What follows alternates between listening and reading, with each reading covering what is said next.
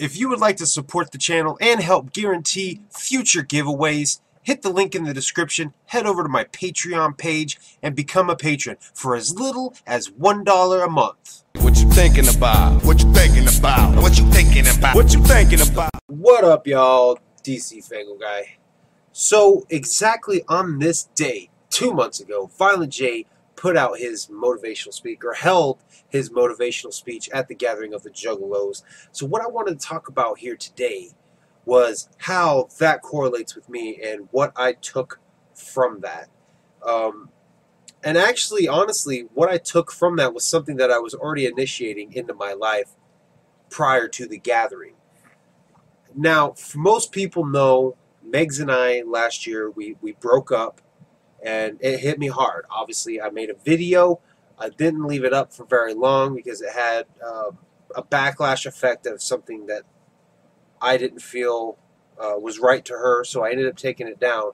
But basically, when we broke up, one thing I had so much of was time.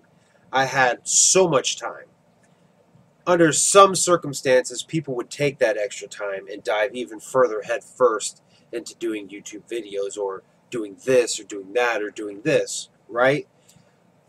All of 2017, I was so focused and driven onto YouTube, I got sucked into it. I got sucked into it so bad. When I would come home, I'd turn on my computer, get in the shower. As soon as I got out, I'd get on the computer and be there until bedtime. Leaving her basically by herself and not giving any of my time to her. So when we broke up, that was something that I took a lot of time to think about. Now, that's only a partial fraction of why my activity on YouTube has dropped. Obviously, there was a lot of drama that was just negatively pulling on my mental mind state, and it was just exhausting. That was the other half of why I pulled back. But the big one was the fact that I spent so much time doing YouTube videos or being on the computer that I lost something so precious to me, and suddenly having all this time to where it's like, well, hey, now, the mentality might have been, oh, I don't have this person mad at me anymore. Cool. I can make YouTube videos now without having that fight later or having this later. It didn't affect me like that. It affected me of, oh shit, what have I done? I lost something that made me happy. I was alone. It sucked. It hit me hard in that way, so much to a point where for months I had a hard time getting on and making videos. The passion wasn't quite there anymore. It felt like, right after a bad car crash, some people are hesitant to drive again. That's kind of, I don't know if that's a good comparison or not, but after losing her and having all this free time and realizing what I lost and what caused it, a part of what caused it, that passion was kind of gone. So basically, for months now, a good 6 months, obviously Meg's moved out in March. So from March till really recent, I've had a lot of time to reflect, and I've learned how to prioritize my time a hell of a lot more. I make YouTube videos when I have free time. If she's at her place and I'm here by myself, like right now, that's when I try to make YouTube videos. And that's partially why I don't make quite as many anymore, is if I don't have the free time to make them, I'm not going to take up time I could be spending with her, or time I could be doing this or anything else. YouTube is a passion. It's a passion because I'm passionate about being a juggalo. I love being a juggalo. I love talking about it, and YouTube has given me the platform to share that with so many people.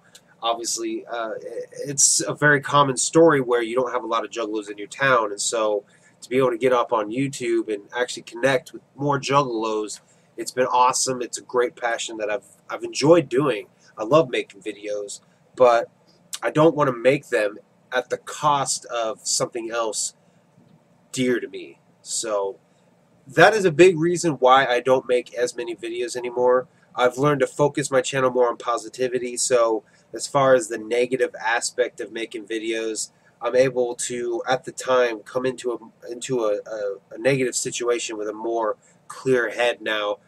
I've been toying with the idea of touching on the whole Eminem and MGK situation, but on the same hand, I was like, this is again opinion against opinion, and I know people are gonna flood the comments with shit to fucking say.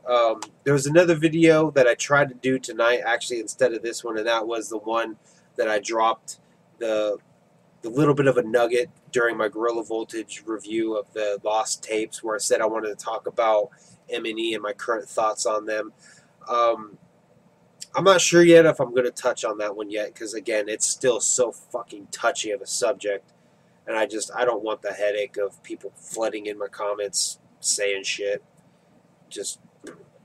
But yeah, I've learned to manage my time a little bit better. So that is why you don't see as many videos just back to back to back to back to back for me. So I still plan to make videos. It really is going to take the relevance of something big. Obviously, new albums are always a plus. I'm going to do reviews. Certain situations that happen, if I decide to touch on them, I'll make videos. So they're not going away. I've thought about bringing back doing live streams, but again, live streams are going to cut into time that I could be spending with Megs. I know her and I have talked about bringing back the lunch with Megs and DC, so that may happen, but that'll happen over on her channel, not here. So I don't know. I've got plans for the channel. I don't want to do it at the cost of time with her or time doing something else to live my life, if that makes sense. And that's basically what correlated with me when I was at the motivational speech. This is stuff I was already thinking and putting into play. So hearing Violent J talk about time being our most precious possession, I felt that shit, because I had given up so much of my time that I could have had with somebody, and suddenly it was like, I lost that. It was like, fuck, now I got all this time and I want this back. So just be careful how you spend your time. Obviously, don't sacrifice your own happiness for somebody else, but keep in mind, is keeping this person happy in full circle going to keep you happy?